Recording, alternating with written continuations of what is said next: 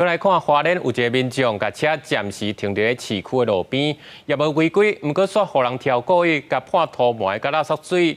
警方调监视器，才发现是住伫附近的一个阿嬷，讲是因为不满因兜门骹口互车挡掉咧，才会挑工去甲迫害。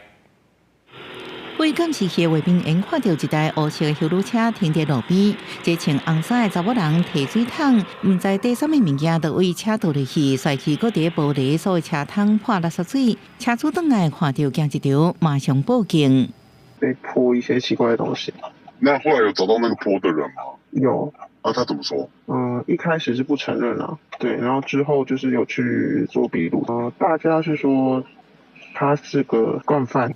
这案件是发生伫9月17日暗时，警方调监视器发现，嫌犯就是住伫停车门口的一个71岁妇人人，原因是不满车挡伫门卡口，才会破土水泄昏。本所员警到场全程搜证，并调阅监视器，目前已掌握涉案特定对象，并通知到案说明。